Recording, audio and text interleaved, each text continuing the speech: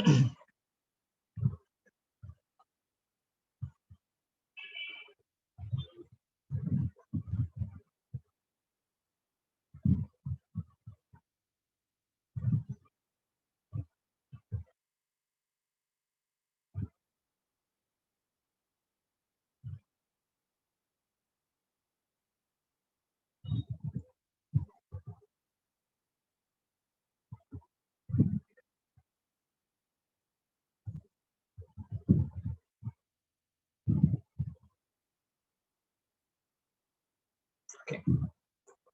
Good evening. History questions there.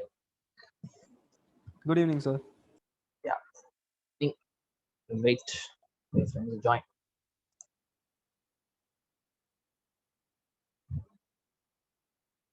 All exams got over. No, sir. Tomorrow's math, but I'm taking it online, sir. I'm taking it online. Okay. Tomorrow is mathematics. Then I expect very less crowd. Let's see what happens. Sir, Yeah. no, sir. For our class, only our teachers is in Australia, sir.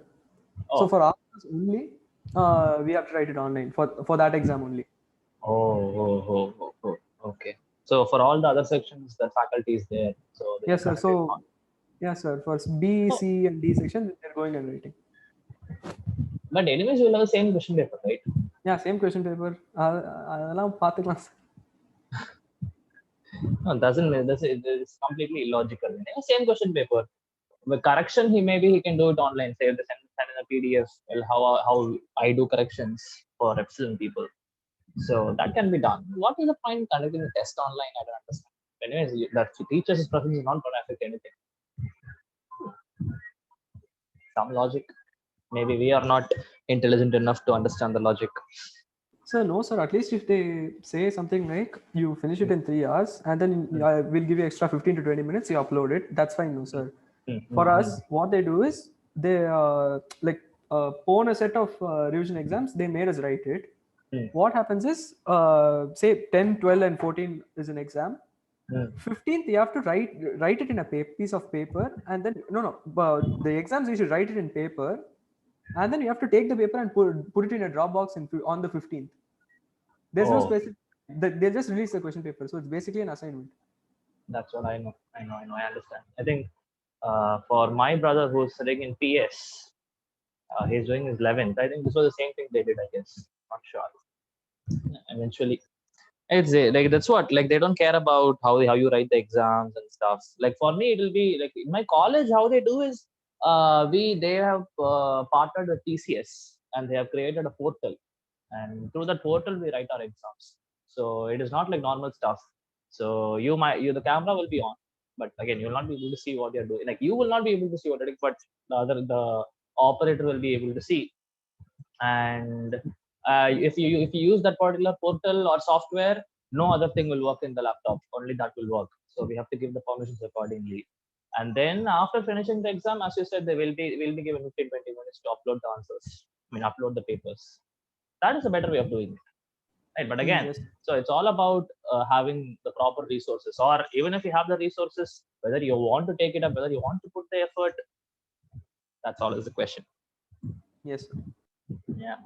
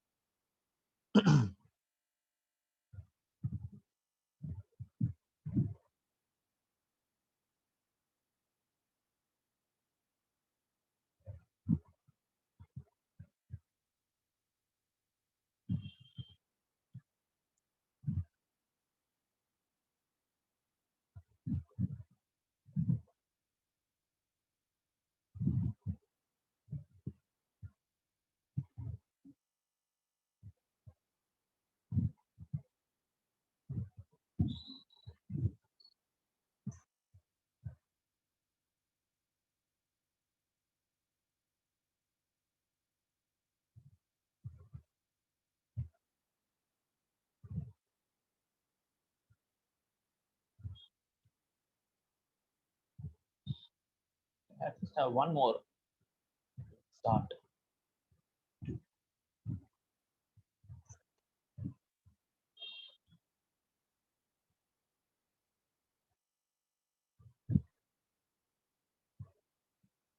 So where are the syllabuses in physics and math? Have they completed? Are they going to complete? And for Raghav and George, I mean Nitin, maybe how are you knowing? Have Sir, they almost completed? completed, sir. Okay. In math, what is going on? The chapter is going on?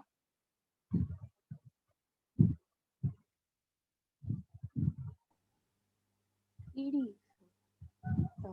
Vector, sir. Probability, vectors, Vectors. vectors. Okay, okay. So after that, I think vectors and 3D geometry. Is it over? No, sir, he's going to do 3D. Yeah. Vectors and 3D are pretty interesting. We'll study about planes. We'll talk about the image. I remember.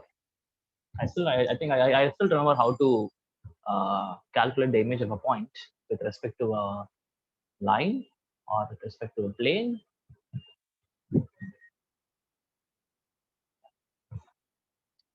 And in physics, what chapter is going on? Current electricity, sir. After that, what is left out? Magnetism, EMI, then Oh, magnetism is left. EMI is also left. All important chapters are left. Okay. Fine. So I think now we have 3. I think we'll start. Let your friends join if they are joining. Right. Okay. So we were talking about crystal field theory, if you can remember. Right. So we saw what are the postulates of crystal field theory. So some of them would be like the negative ligands. The ligands which are going to have negative charges are going to be treated as point charges, and the neutral ligands are going to be treated as dipoles. And the interaction between the metal and the ligand is going to be purely electrostatic, either attraction or repulsive forces. Right? And when the metal is alone, isolated, all the 5d or d orbitals are degenerate, meaning that all 5 of them will have same energy. And then when the ligand is at a little small distance from the metal center, the energy of all these 5d orbitals will increase because of repulsions. Right? Okay. Now still they degenerate, but when the ligand has approached very close, right? Now this degeneracy is lost, right? They're going, this 5d orbital is going to be split into sets of 2. I mean, 2 sets, one having 2 orbitals, another having 3 orbitals. And we saw in octahedral complexes how that splitting will happen, right? So it is all going to depend upon what is the direction of ligand approach, right? So obviously in an octahedral complex, the directions of approaches will be x minus x, y minus y, and z minus z, right? So you have 5d orbitals according to the orientation of lobes in these orbitals.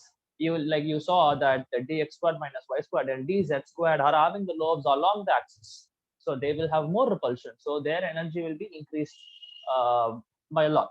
And then if I look for the other ones, that is dxy, yz, and zx, we see that the lobes are pointing in between the axis, so lesser repulsion compared to that. So here the energy is little less compared to the previous case, right?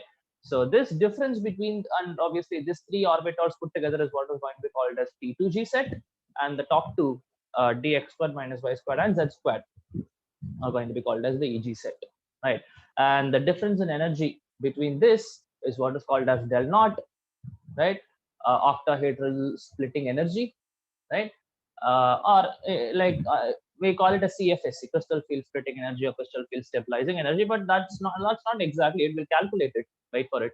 Okay, and then I said you that the top one will be increased by 0.4 and the bottom one will be decreased by 0.6, right?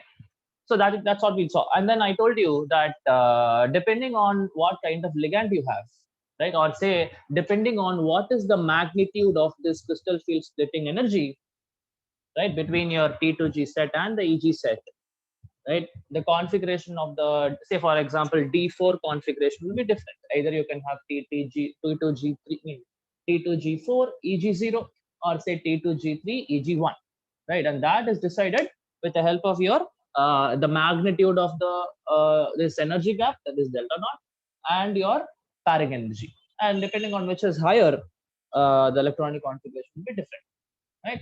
So we saw, right, when the pairing energy is higher, then the pairing will not happen. The electron will go to the next one. And if the pairing energy is less than compared to this, then pairing will happen, right?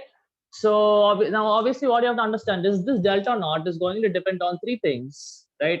Pairing energy is going to be same. Pairing energy is going to be a pairing of electron. Depending on how many electrons are there, only one electron will be there in that particular orbital. So that is a pretty constant value. The only thing which will be varying is this delta naught, right? So first one, it is going to depend upon the metal, right? Or we'd say the charge on the metal, right? Now we know it is directly proportional. More and more charge, more and more positive charge, more and more will be the repulsion, more and more will be the energy, splitting energy, right? And then based on the ligand, the strength of the ligand,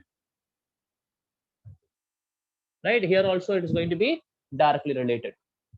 Say if I have CO and in one case and Cl in another case, right? So obviously when I have CO, the splitting in energy is higher than compared to Cl, right? Okay. And then the last one is about whether I have where the element is from, right? When you have a 5D element, will have more splitting than 4D, that corresponding to the 3D element. Okay, so depending on this, I'll be able to decide whether the whether the delta naught is higher or lesser, and accordingly, I'll compare it with your pairing energy and decide the concentration. Okay, right? But a thumb of rule is that generally we don't see charge on the metal and stuff. We'll just see the strength of the ligand and decide, right? So if there is a strong field ligand, pairing will happen. That means this energy is very, very large. That's why the electron is not going to go to the higher energy level, right? And if I have weak field ligand, this energy is small enough, the electron can easily go to the next higher state without going for pairing. And these are all the things we saw last class, right? Okay, so now what we'll do is we saw octahedral complex. We'll see what is going to happen in a tetrahedral complex. Okay, right.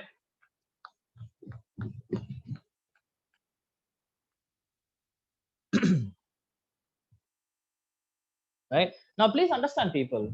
Right, when I take a tetrahedral complex, say some L1, L2, or all are else. Let us keep the same thing. And L. Right, this is my tetrahedral shape. Correct. Okay. So if you look at what are the directions of these ligand approaches, in what directions this ligand approach is happening, can you tell me what are the directions of this ligand approach?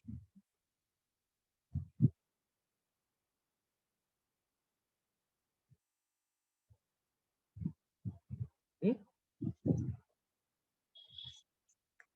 What do you think will be the direction of the ligand approach in terms of the coordinate plane?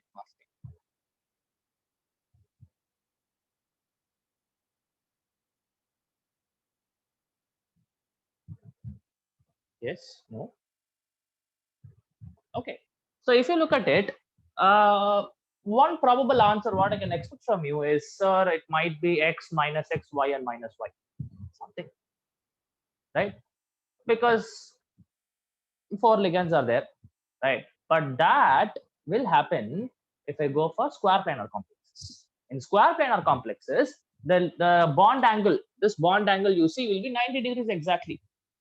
What is the bond angle here? You know, the bond angle is not 90 degrees. It is tetrahedral bond angle, 109 degrees 5 minutes, or whatever it is, right? So it is not 90 degrees. That means the ligand is not approaching along xy planes, or whatever plane, xz or yz, whatever plane, right? All these ligands, the directions of ligand approach is in between the axis.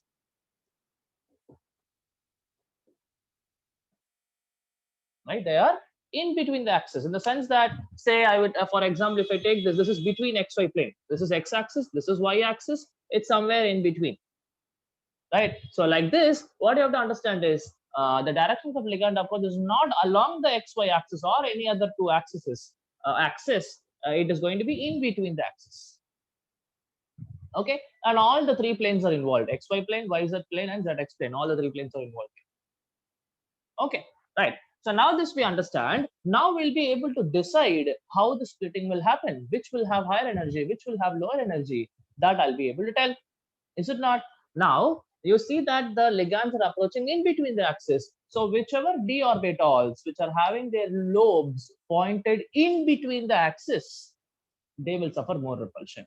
And those d orbitals which are having the lobes pointing along the axis will have lesser repulsion, so lesser energy, right? So can I easily say in this case, if I have energy diagram, this is energy, right? Say now when the d orbitals also degenerate without the ligand, right? When the ligand has approached, right? When the ligand has approached, right? Now when the ligand is fully intact in a tetrahedral molecule, right? So you will definitely see splitting, no doubt about it.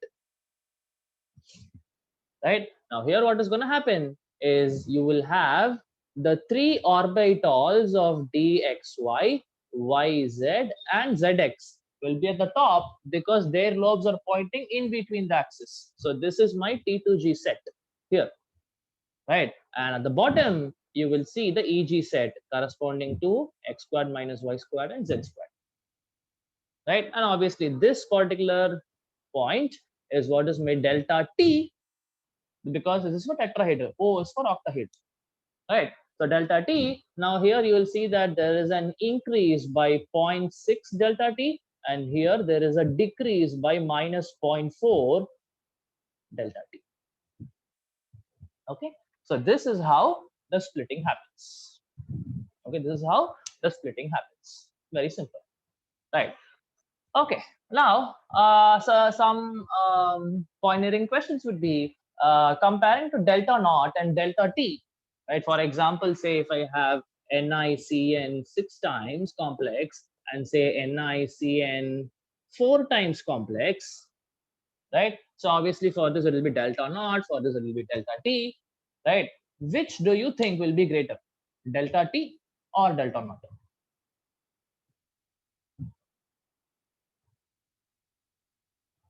Any guesses? Or what will be your guess? Which will be greater, delta T or delta naught?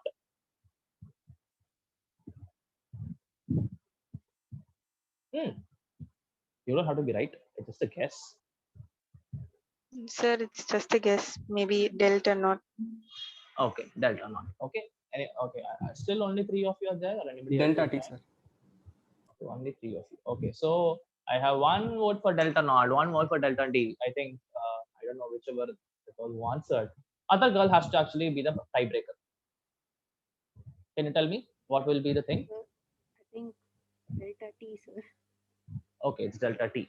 Okay, guys, I have to lose the faith in democracy. So here delta naught is greater. Okay, so why is the question, right? So it's very simple, isn't it? It's all about the amount of repulsion which is going to be existing in these molecules, right? So I have 6 ligands in case of octahedral complex, so obviously more repulsion will be there. So splitting will be higher, right? In a tetrahedral complex or a square planar complex for that matter, you have only 4 ligands. So the amount of repulsion is pretty less. So lesser amount of energy splitting will happen, right? So hope you understand why, right? And if I give you an exact value, there is a formula, and I have seen problems coming from that. Your delta T is 4 by 9 value of 4 by 9th of the delta naught. So this you see, excuse me, delta naught is greater and delta T is lesser. This you have to know. This formula is very important. Okay, so delta T is equal to 4 by 9th of delta naught. Okay, and the reason is very obvious.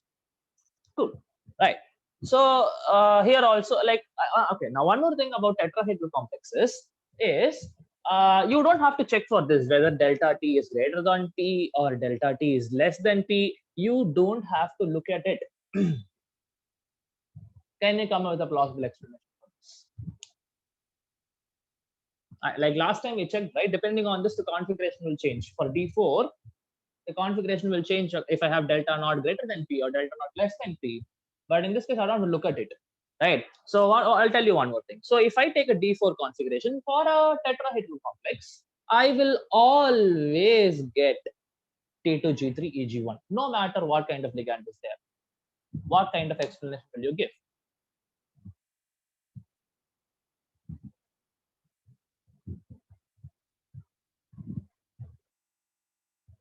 Based on just what you have learned, you can answer this question.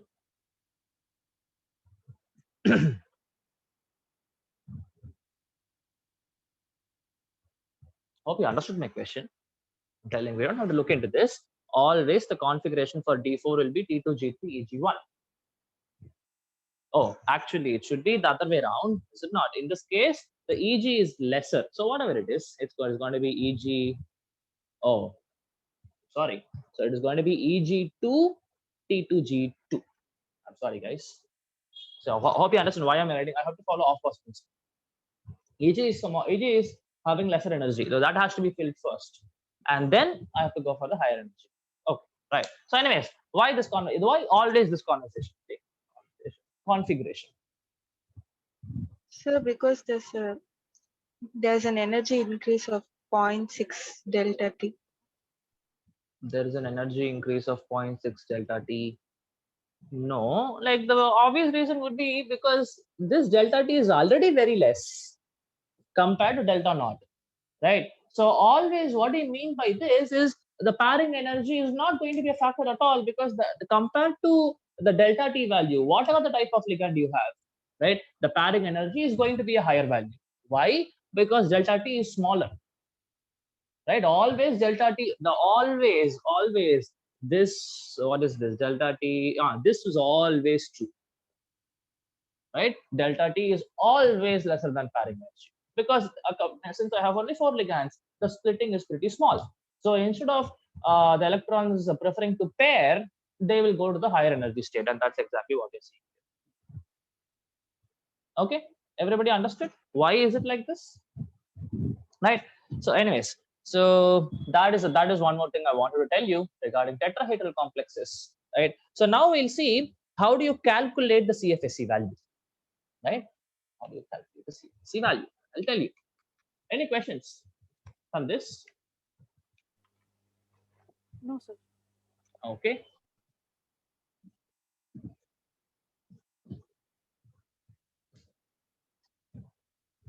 Right. So it's pretty simple. For example, now, okay, first CFSE will calculate for octahedral complexes. Okay, right. So in octahedral complex, the CFSE value is equal to number of electrons in T2G set, into, I would say, minus number of electrons in T2G set into 0.6 delta naught. This delta naught again will be a value. They'll give you the value in the question. Okay, so this delta naught will be an energy value. The splitting, how much is splitting, that value will be given, right? Plus, this is multiplication, and plus number of electrons in EG into 0.4 delta naught. Very simple formula, right? Now, hope you understand why I have minus sign here, because the energy is decreased when I'm going to put the electrons in the T2G orbital. T2G orbitals are stabilized. That means they have to release energy, and that's the reason why I have put a negative sign. Hope you understand. In that case, also explain the same thing. And here it is plus. Okay, right? Fine. So again, this delta naught value will be given to us. Okay, right? So now if I go for a tetrahedral complex, it's going to be ulta. Plus and minus only will be different, right? So in this case, the CFSE would be minus number of electrons in EG into 0.4 plus number of electrons in T2G into 0.6, the whole thing into delta naught. It's not delta naught, it's delta T. Okay, right? So this is the formula. Number of electrons you have to know. How many in T2G, how many in EG, and the corresponding values you have to remember how the splitting is happening. It's not 0.5 and 0.5. That's what you need to understand. Okay, right. Fine. Let me ask you this question. If I have D4 configuration, right, there are two things possible. Octahedral complex, right? Say I can have T2G3 EG1 or T2G4 EG0. Right. Now tell me, which configuration is, or I would say, fine, which configuration is more stable? With respect to CFSE, assume that I'm asking this question with respect to the CFSE value, and let me know whatever the answer is.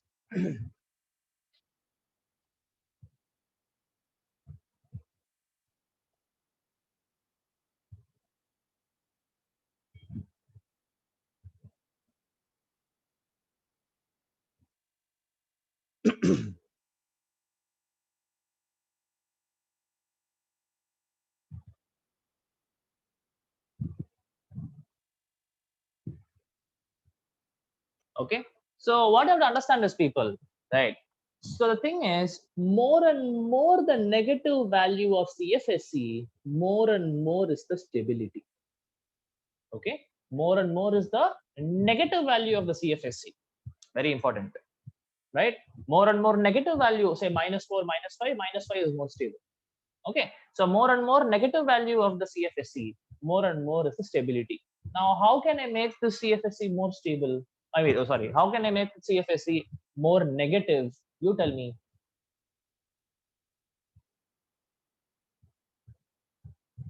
How can I make the CFSE more and more negative? Looking at this, can you tell me? Higher delta naught. Okay, fine, accepted. But with respect, whatever the question I'm asking here, and you connect this. So putting it in the lower d orbital. Correct, right? So basically what you have to understand is, more and more electrons, number of electrons in T2G set, if it is going to increase, obviously that is what is the negative part here, is it not? Number of electrons in T2G into 0.6, and that is the negative part. Correct. So more and more is the number of electrons you put in the T2G set, right? More and more will be the stability. Right? So if I have to answer this question, obviously this will be more stable because this will have a more negative value of CFSE. If you want, you can calculate and check. Basically, EG will be 0. This term will not even be there. Correct? Right? So same way for same DN configuration. This works only for same DN configuration. Two different configurations will be able to get T2 in respect to T2G and EG. So in those two, whichever is having a higher number of electrons in T2G orbitals will be more stable. Okay, so this also you keep in mind, right? Okay, so that is about your square. Yeah. So that's only for octahedral complexes, right? For Yeah, this is tetrahedral only for complexes. octahedral complexes. Tetrahedral complexes, there is no possibility for that the same configuration will generate two different configurations. There is not even a possibility. Do you understand? No, What I'm trying to tell you is, if it's D4 for tetrahedral complexes, there is only one thing which is possible, that is EG2 T2G2. This is the only possible configuration. I told you why the other configuration is not there. So there is no question for you to check any of this. yes, I got it. Understood? Yes. Okay. Right. Yeah. So that is about octahedral complexes and tetrahedral complexes. Right. Even square planar complexes are there. Right. So we'll see how the splitting is going to happen for square planar complexes, and the calculation of CFSE in square planar complexes is a little complex. It is not included in the syllabus for JEE Mains or JEE Advanced. Okay. So we'll just see how the splitting is going to happen for a square planar complex. Okay. Right.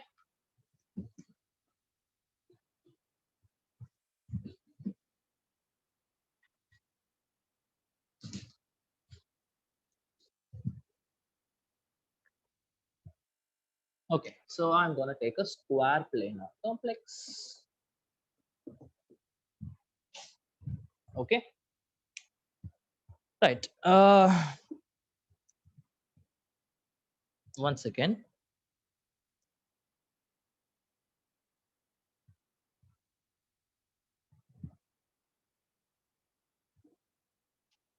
Right. So in a square planar complex, perfectly like this. Okay. So you can easily tell that all these bond angles are 90, 90, 90, 90 degrees, right? So what do you understand by that? That means the directions of ligand approach are actually going to be x minus x, y minus y. Now you can ask me, sir, why not taking x and z or y and z? It's by convention. Okay, it is by convention. I take this so that universally everybody follows this. There is no restriction that you have to take only this. Okay, right? So we take only x minus x, y and minus y as the directions of ligand approach. Okay, right. So now that we understand, so now again, what you have to understand is, now it is not only whether the lobes are pointing in between the axis or whether the lobes are pointing along the axis. It is not only that.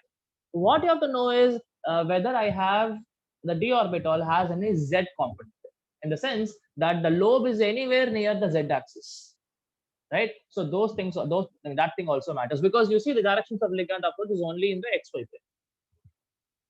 Okay, right. So I can easily tell you this. Wait, let me draw the splitting diagram, and if I write the whatever the steps, whatever the splitting is going to happen, then you will easily understand whatever I'm trying to tell you, right? So if I draw the energy diagram, so obviously all the d orbitals will be small, and when the ligand is approaching equally increased in energy, now the splitting is going to happen. Okay, right. Now when the splitting happens, say now, okay, fine, we'll keep it like this. First stage is with respect to your along the axis and in between the axis, right? Now since you see that the directions of ligand approach are along xy axis, right? So obviously what you have to understand is or no, we will not complicate it like that. Okay, say first place I am going to have d x squared minus y squared. Second position is going to be dxy. Third is going to be dz squared. And the last one is going to have two orbitals, which is going to be dzx and dyz. Okay, now you see it's not split into two sets, it is split into four sets. Okay, so we'll try to explain what exactly is happening here. Fine. Now first, going for this, why is it that dx squared minus y squared is having the highest energy? Now that obviously means that dx squared minus y squared is having the maximum repulsion from the ligands, right? Now that is what is exactly expected. Now you know dx squared minus y squared will be exactly along the axis, and these are the directions in which the ligands are exactly approaching. Is it not? Right? So obviously this coming here is not a surprise, right? Because the lobes are pointed along the xy axis, and the directions of ligand approach are also along the xy axis, so definitely maximum. Right? Okay. Now going to this, this this might not be directed towards along the axis, but still it is directed along. I mean, it is directed in between your xy plane. Right. So instead of like this, if I'm going to have like this, obviously there will be repulsion. Is it not? Right. Just because it is an xy plane, right? It is now going to get the second highest energy. Right? And but between these two, why there's a difference? Because this is pointed along the axis, this is pointed in between the axis. Cool. Right. Now dz squared. Now the third one, the lesser energy than that. Now, okay. First we'll come to this and we'll explain that. Okay. Now why is this going to have the least energy? Right. First reason is because one of the component is in the z plane. Correct. One of the component is in the z plane.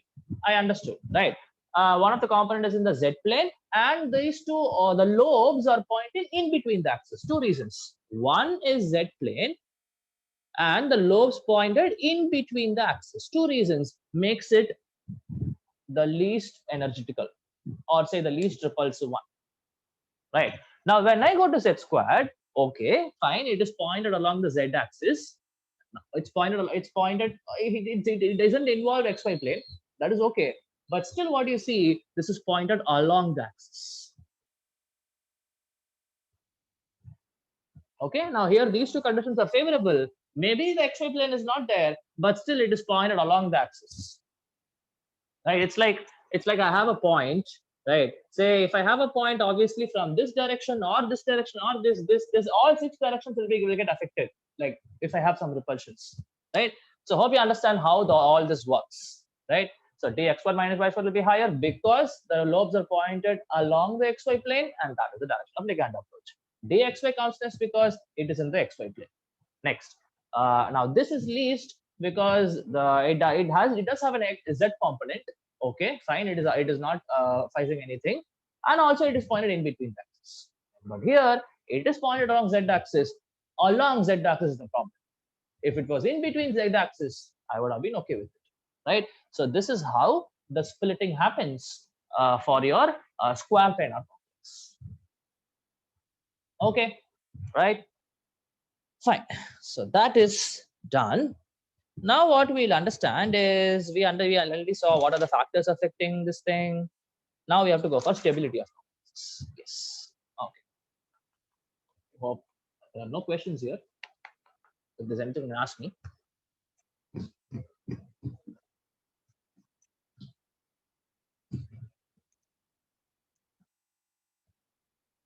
Okay. Now, when I go for stability of the complexes,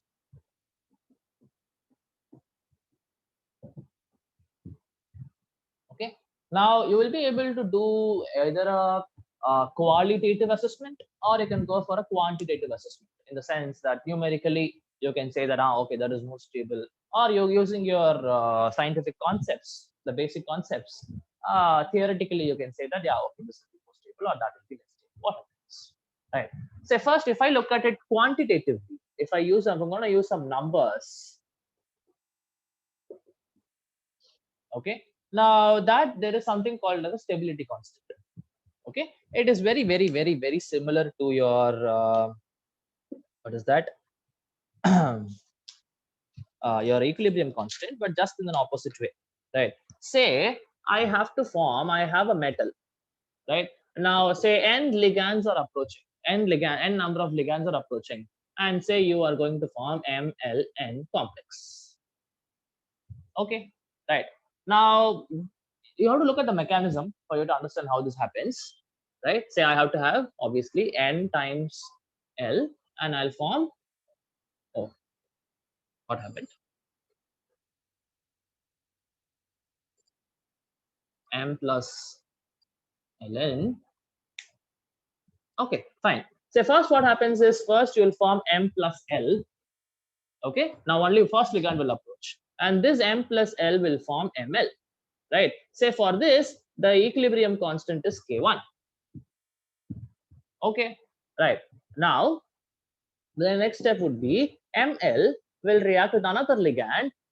The equilibrium, I would say the rate constant is K2, or you cannot call it as equilibrium constant. This is rate constant. Okay, and this I'm going to form ML2. At last, I'll have say ML minus 1 plus one more. Say this is Kn. I'll be forming MLN. Okay, right. So now what you want is this, right? Now for this, say if this is the overall stability constant beta, right? If the overall stability constant here is beta, okay. Now obviously you understand you have to add up all these things so that you will be ending up with the required reaction, right? Now we already studied in equilibrium that if at all I add two or more reactions, right? The equilibrium constant has to be,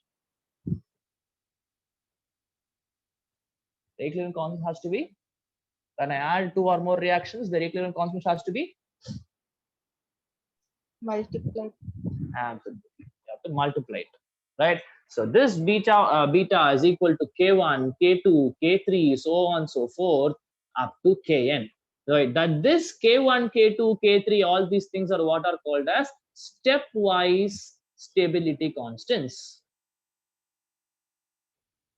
Right? And this beta is called the overall stability constant. Okay? Beta is the overall stability constant, and this K1, K2, K3, the step, they were called as stepwise stability constants. Right? Now, what you have to understand is, people, the stability is directly proportional to the beta. More and more is the overall stability constant, more and more will be the stability of the complex. So if they give you 2 or 3 complexes along with their stability constant values, now you'll have the one with the highest will have the highest stability. Highest overall stability constant will have the highest stability. Okay. Now this is a quantitative way of doing it. Sorry, quantitative way of doing it. Right. Now, what if I don't have any numbers? All I know is just the formula. What ligands are there? What metal is there?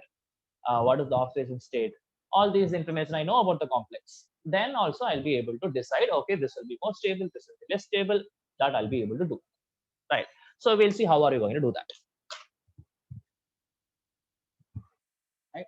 This I think will be there in your NCERT textbooks also. Right. Anyways, issues.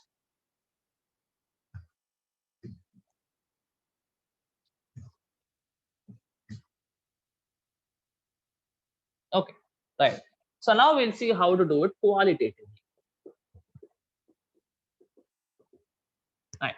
So first and foremost thing is obviously one thing we already saw, right? If I have same DN configuration, right, the one with a higher number of electrons in T2G is more stable. This just now we saw. Again, this will work only for octahedral complexes. Okay, right? When I have same DN, but you can have 2 different configurations. So in that case, you go for the configuration which is having more number of electrons in T2G orbitals. That will be more stable. We saw how, right? Okay, now say the next one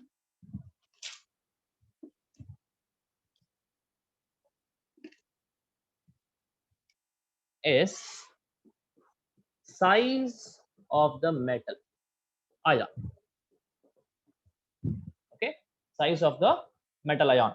Now it's pretty easy to understand. Size of the metal ion and stability are inversely related, right?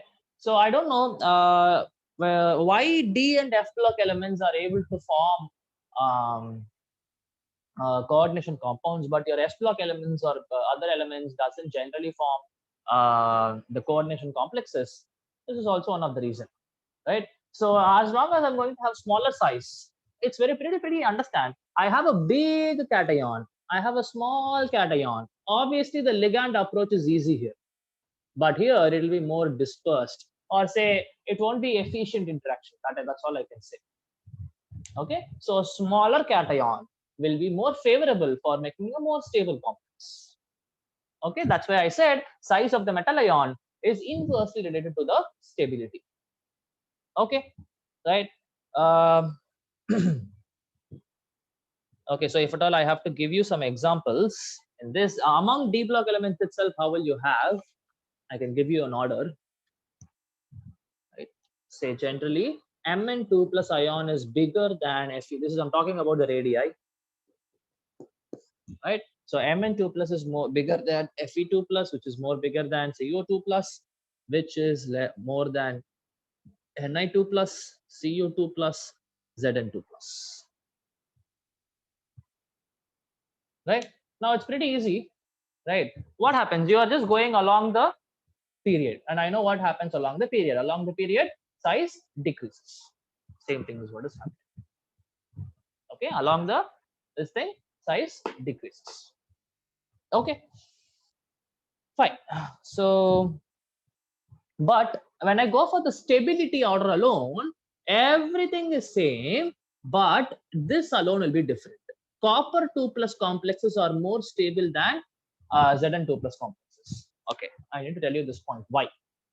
Okay, so guys, right, let me go back to crystal field theory, calculation of CFSC.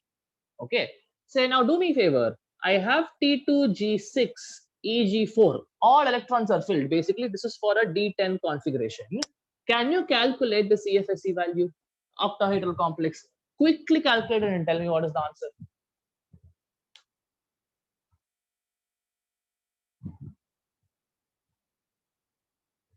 Sir, I have fully tell me, fully filled? D on. Oh, okay, no, nothing, sir. It's D10 configuration. For example, zinc 2 plus will generally have D10 configuration, and that will have a what is that? The electronic configuration in terms of T2G and EG is like this, right? Calculate the CFS.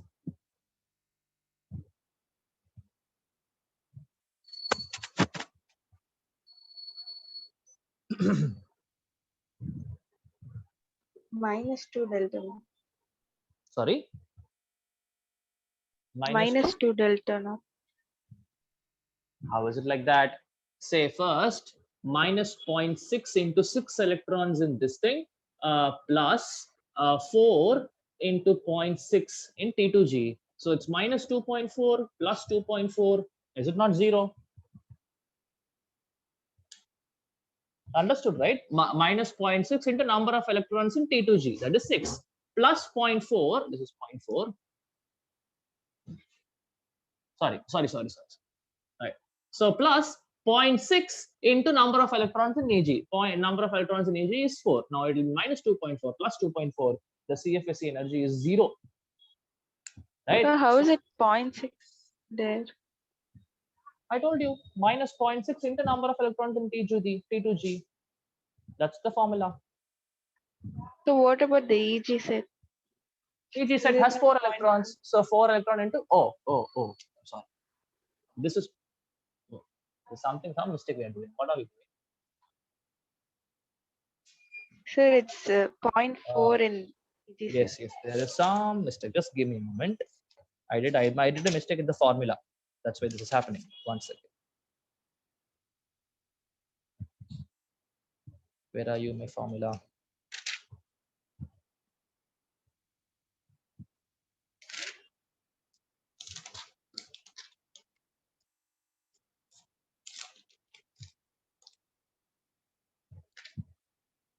Or if you look at it's plus 0.6. Oh yes, I am really sorry. The mistake is mine. Formula, please change it, guys. It is 0.6 into number of electrons in EG minus 0.4 into number of electrons in P2G. I'm so sorry. Into delta naught. Okay. If I have mentioned the diagram that this is going to be something like this, please change it. Okay. Or wait, this is EG and T2G. Okay, correct. Okay. So this is 0.6 into number of electrons in number of electrons in EG minus 0.4 into number of electrons in T2G. Okay. So the splitting, if I have to look at the splitting, say this is my EG set, this is my T2G set. So here it is going to be 0.6 delta naught, and here it is going to be minus 0.4 delta naught. So please make the correction there also. And even in tetrahedral complexes, please change the numbers. Okay. Now you'll get 0. No issues. Okay, so now minus 0.6 into number of electrons is 4. Okay, wait. Minus 0.6 plus 0.6 into the number of electrons was T2G6 and EG4. EG4 is 4, and this would be number of electrons in number of electrons in T2G, which is 6 into 0.4. Yeah, plus minus 2.4 plus 2.4 becomes 0. Okay, see, please bear with me. There is a small change in the formula. Please take it down. Don't take something wrong. Okay, yeah. So now we will be getting 0. No issues, right? So what do you mean by that? Remember that when I have a D0 complex or a D10 complex, right? When I have a D0 complex or it's D0. right? D0 complex or a D10 complex, the CFSE value will be 0. Okay, that means those complexes are really unstable. Okay, they're going to be highly unstable. Okay, please keep that in mind. Okay, so for D0 and D10 will be the least stable of all the complexes. Okay, so that is the reason why copper, even though zinc is smaller than copper, but copper complexes are more stable than zinc complexes, because zinc is going to have 0 CFSE value, stabilization energy value. Right, so this I wanted to mention. And then what other things?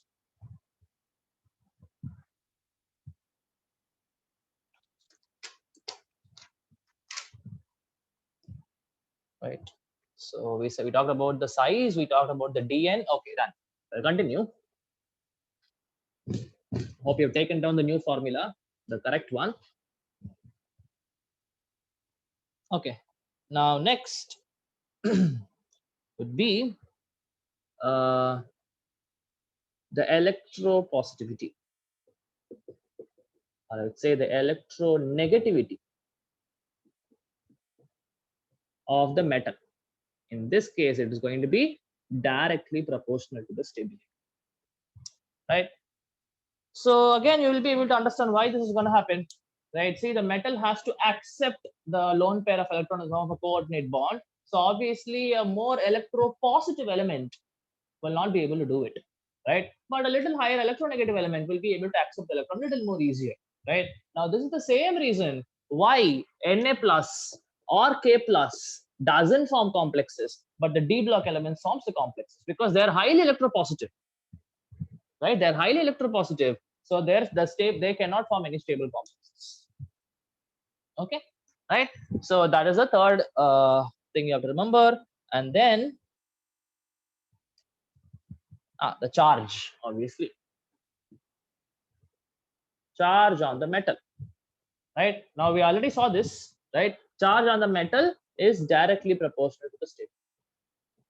Why? Because large amount of charge means higher amounts of splitting, higher amount of CFS. Okay, right? So that's the reason that it is going to form.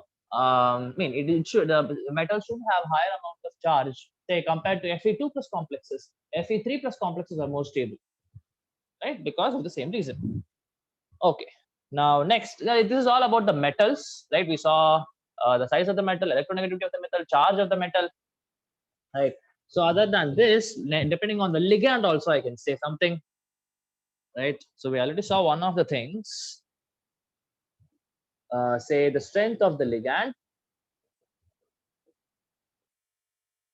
In this case, obviously, it is going to be directly proportional to the stability, as we know. And here,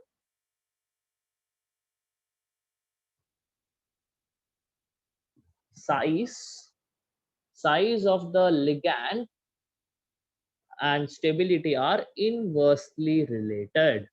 Now, why is it like this? Why is it like this? Is because a smaller anion is preferred by a smaller cation. That's what brings in stability, right? So generally, the positive charges, the metal centers, are generally very small in size. So they prefer ligands which are having smaller sizes. Okay, for making a stable bond, right? So size of the ligand and its stability are inversely related. Okay, anything else is there? No, that's it. Okay, so that is about your stability of complexes, right? So that ends your CFSC. Okay, so the only thing which you asked for is isomerism. So we'll see that. I hope there will be no questions. We'll solve problems on all of this. Okay, right.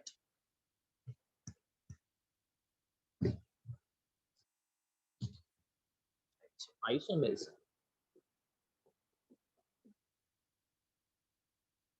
Right. So how we classify isomerism in organic chemistry? Here also this can be classified into two types.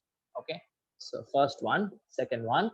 First one is what is called as your structural isomerism. Same words.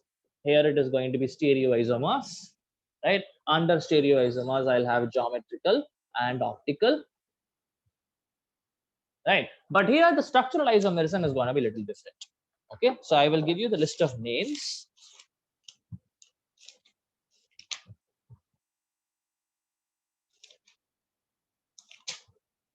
Yeah, so I have under this ionization isomerism, and I have hydrate isomerism. Then I have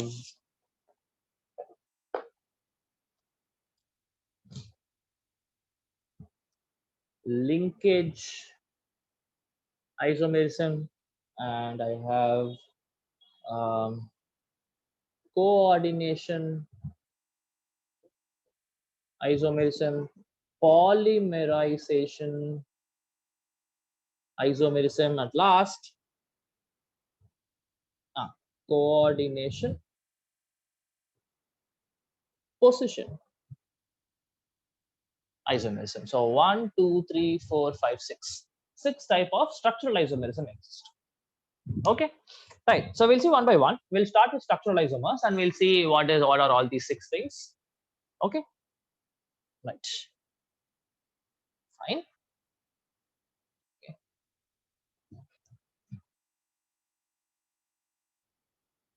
I'll give you time to copy this down if you're taking it.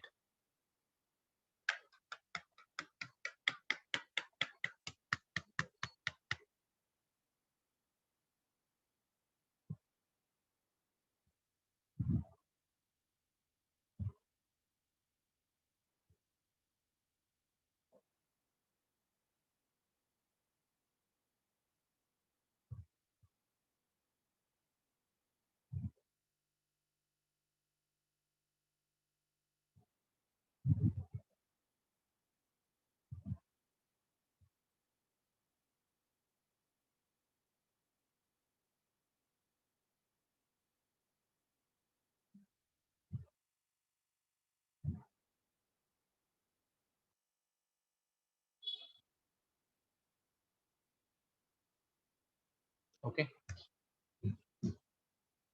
Right. So first we'll take the ionization isomerism. Right. So here, if I have to give you an example, sorry. Right. Say I'll take the complex Cr H2O 6 times Cl3. One second.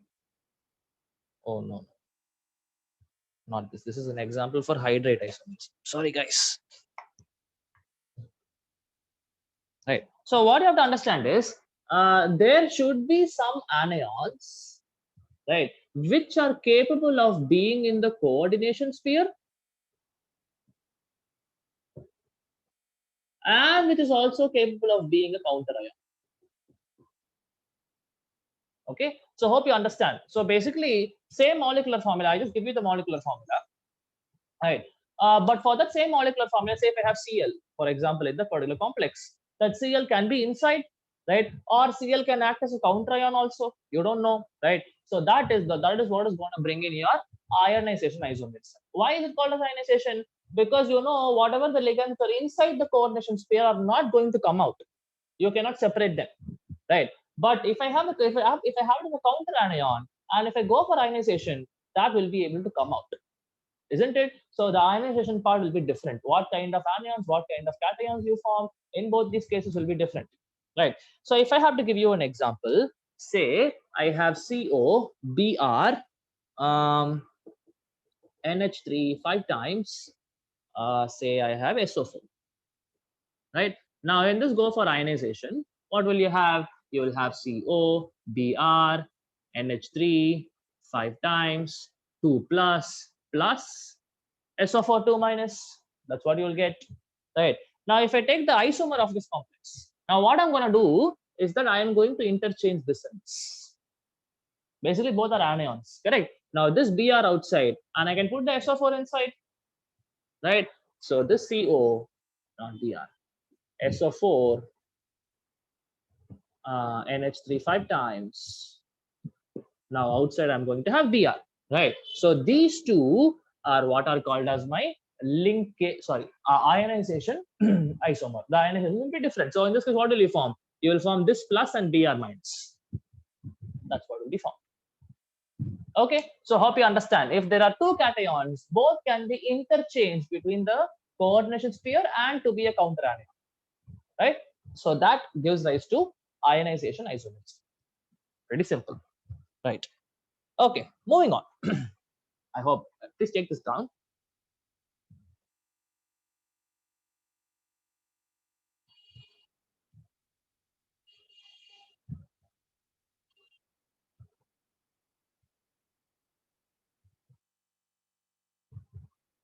Sir, Yeah, is this possible only if anions are present as counter ion?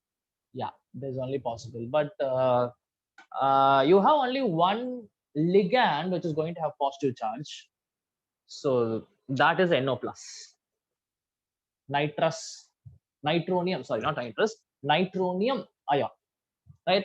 But again, this acting as like inside the sphere act as a counter cation. No, I have not seen anything like that. But anyways, yeah, generally this happens only for anions. Yes, we can keep it like that. Okay, right. So first one is over.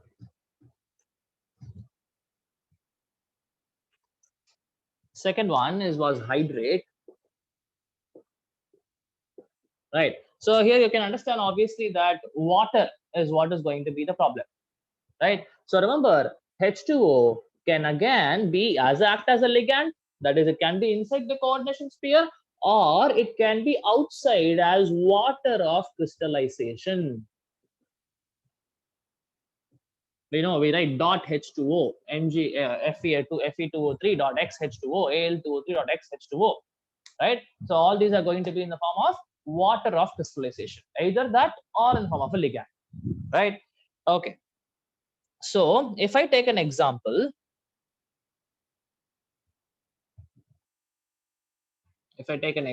for this, say I take Cr H2O 6 times Cl3. Okay, right. Now this particular thing has three, say now if I write it, so you will have 3 Cl minus ligands, I mean 3 Cl minus counter anions, and 6 water molecules are inside, right? So if you look at this will actually be violet in color. Okay, this will actually be violet in color. Oh, I have to speak about colors also. Anyways, we'll see. Okay, so now another, the same molecular formula, but I can get a different complex, something like this: Cr H2O 5 times, 1 Cl comes inside, and I'll have Cl2, and I have removed one water molecule, write it as dot H2. Hope you understand. I did certain things. I removed one H2O and put it as water crystallization, right? And I remember I should have the coordination number to be 6 only. I don't have any complex. You're going to have 5 ligands. Very rare, right? So I have to put one Cl inside, so it becomes Cl. And if you look at this will actually be yellow green in color. I can add one more, right? So that one more can be Cr H2O 4 times. Now I take 2 Cls inside, 1 Cl outside, and I have to put 2 molecules of water as water crystallization. Now this will be what color? Dark green color. So colors you don't have to remember. Don't worry about it, right? I'm just telling you, depending on what is the number of ligand waters and water crystallization, the entire property of the compound changes. That's what I'm trying to tell you. Okay, right? So that is what is hydrate isomerism. Water able to act as a ligand as well as a source for water crystallization. That's what brings in this isomerism. Right? Okay, next. If you're taking this down, maybe I'll give you a minute.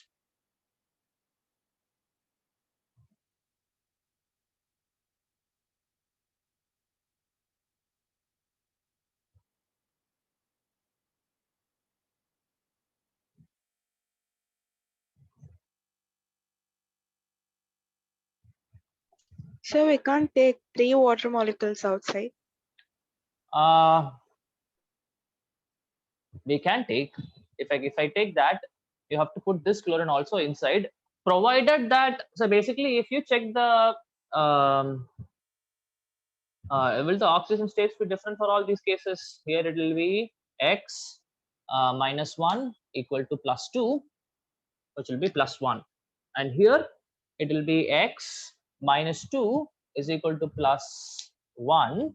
Here it will be plus 3, and here it will be, oh wait, this is also plus 3, right? X minus 1 is equal to plus 2. Yeah, this everything is plus 3. Yeah, possible. You can take one more, but will I have any charge on the molecule is the question. I will have charge. So the thing is, here you see it is 3 plus and 3 minus. Here it is 2 plus and 2 minus. Here it is plus and minus. If I'm gonna do this one more inside, oh, I think I'll be getting a neutral complex. Yeah, possible. Why not? But again, theoretically possible. I don't know whether it's actually this compound exists or not, but yeah, in paper, definitely possible. Yeah. Okay.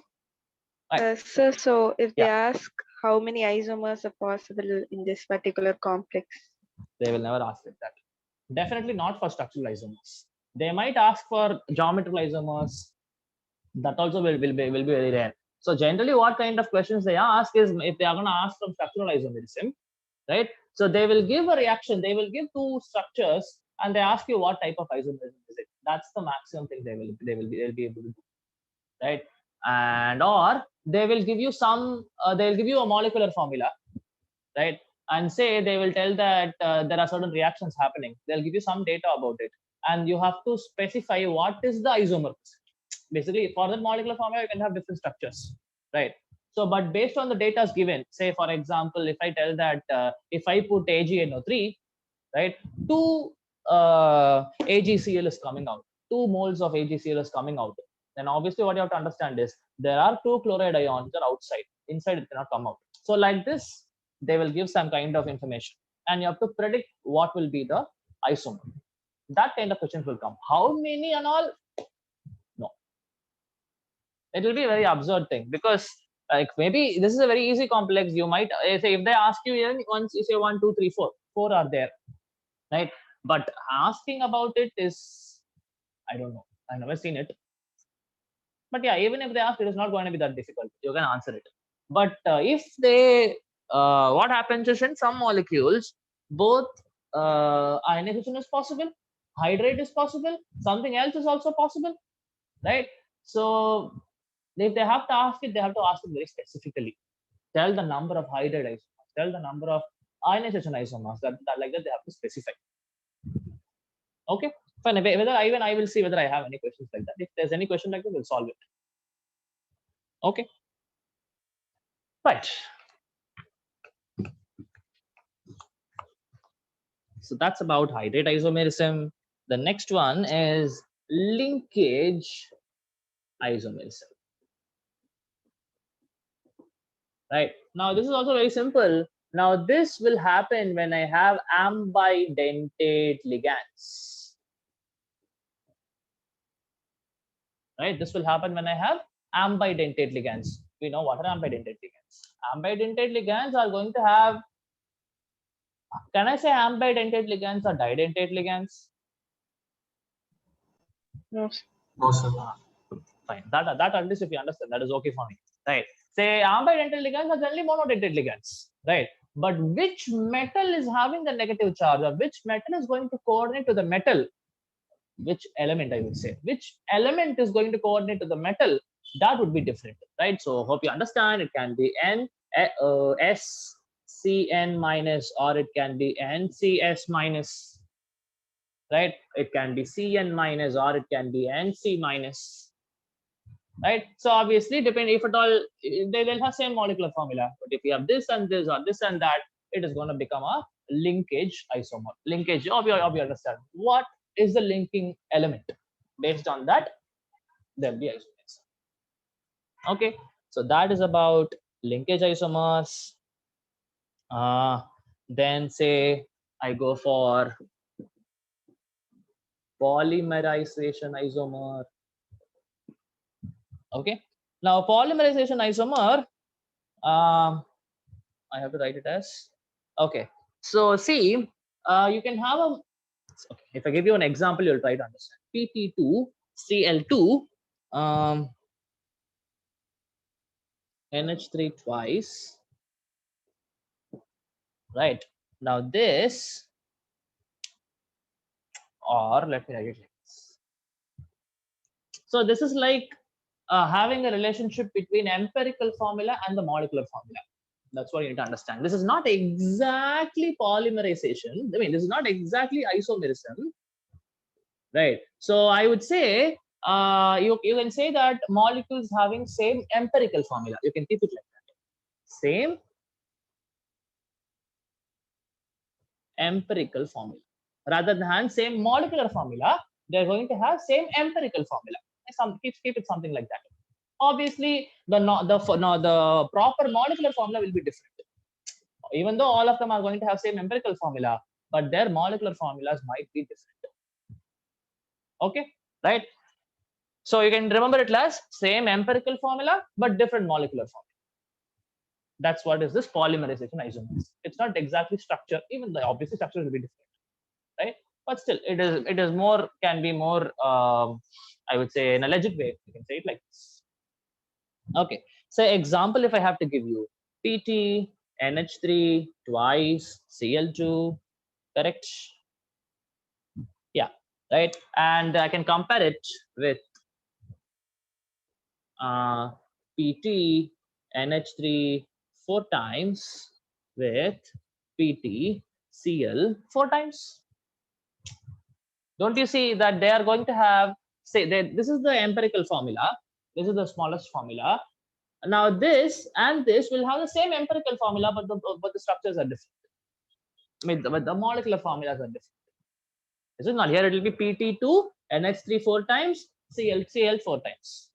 The empirical formula would be this, right? But just by looking at the empirical formula, you cannot decide this is only the structure. I can have a structure like this. I can have some other structure also, right?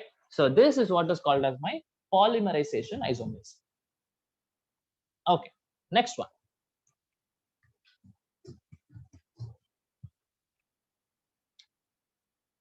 Is coordination isomerism. Okay, so for coordination isomerism,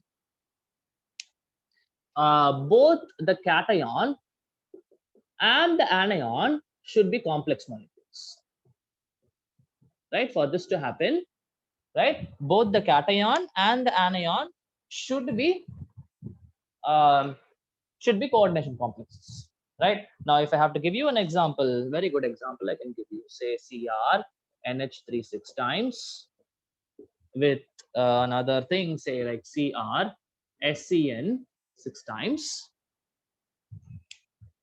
right? So now same molecular formula, I can write different formula again, same this thing, or the overall skeletal formula is going to be same. But if I write the actual molecular formula, say I can have something like this also: NH3 4 times, SCN twice, and say Cr SCN 4 times, NH3 twice. So what happened here?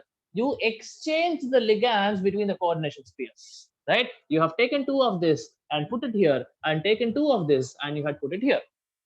Nothing changed, no molecular formula changed, but the entire property will change. Different chemistry altogether. Okay, so these two are going to be called as coordination isomers. Okay, so you have to understand that you have to both of them should be a complex, in the sense that both positive part and the negative part should be a coordination complex, and you should be able to switch the ligands between these two. Okay, right. You can do it like this also. Say, okay, if I have to give you one more example. So if you have two different metals with Cr, okay, C2O4 thrice, right? Now you can either assume it as you're going to exchange the ligands or you exchange the metal centers, whatever it is. This can be isomer. Cr NH3 6 times with CO, C2O4 thrice. Again, these two are coordination isomers. Okay, and the coordination sphere is different. That's all. That's how you remember.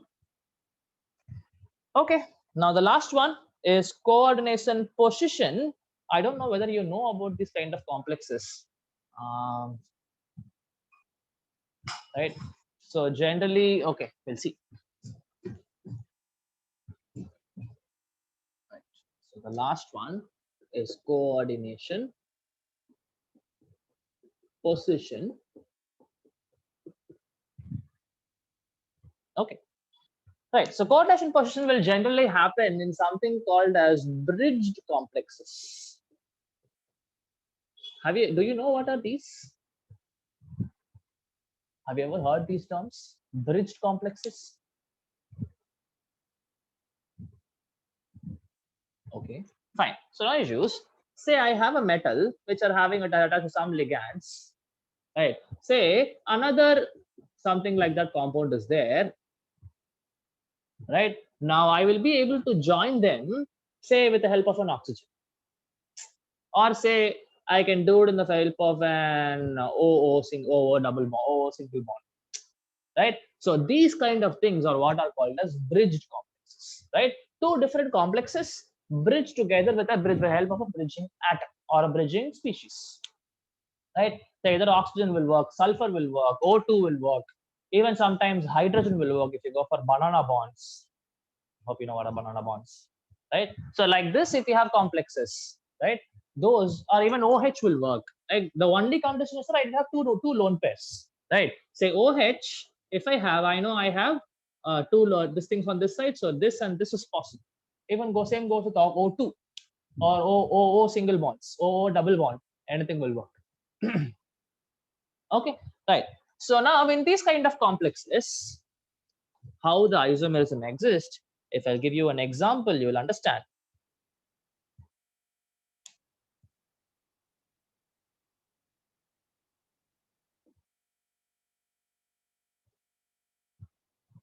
Okay, so if I have say NH3 4 times, cobalt with OH with Cl, again a cobalt with 1 second.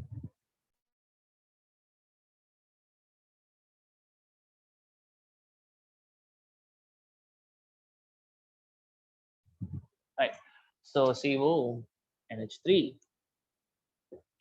4 times, yes, 4 times and 2 times and Cl, and this entire thing is with SO4. SO4 2 minus is the counter ion. That you don't have to worry about it. Right.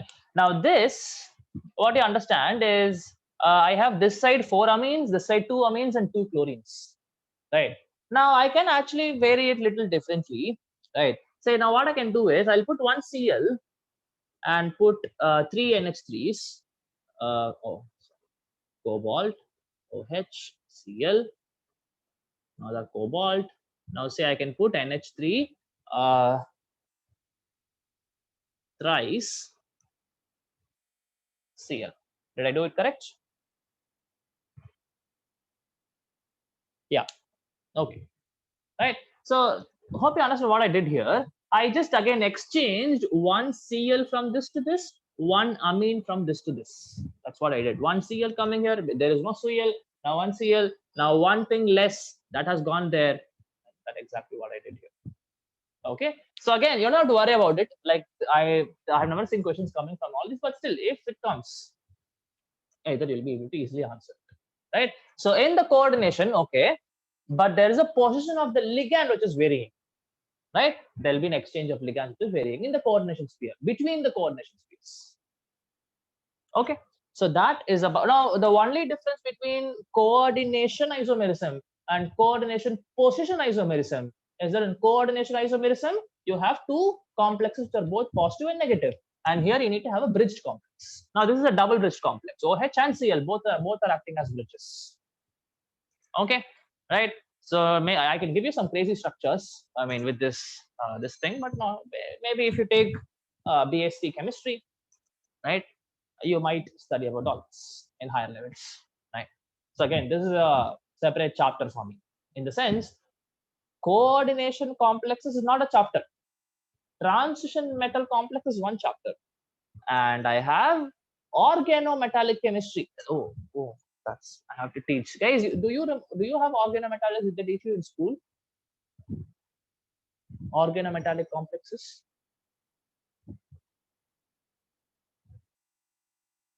Yes, no? Did they teach or not? Or what do you remember? Did they teach you?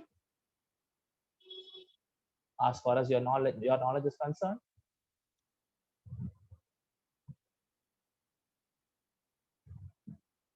Okay. So maybe tomorrow I will be. This is about your question isomers, right? So tomorrow we'll be starting with geometrical isomers, optical isomers. That's a very small part. I'm going to just give you shortcuts. Which or all will form, which or all will not form. Just simple as that. And then we will go for this organometallic complexes. That is a pretty important thing. We'll see how this goes. We have to do problems also. Okay, fine. Anyways, we'll see. Right? Any questions, people? Any questions with respect to any of this?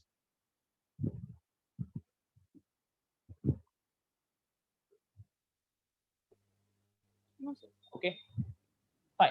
So I think you can go enjoy your time. 7 minutes are there. You can go have coffee, tea, enjoy your day. Right? We'll see tomorrow. Tomorrow we don't have class. So next class will be on Thursday. So on Tuesday, Wednesday we don't have class. So it will be on Thursday. So we'll meet on Thursday. Okay, fine. Thank you, people. We'll meet again. Thank you, Thank you, sir. sir.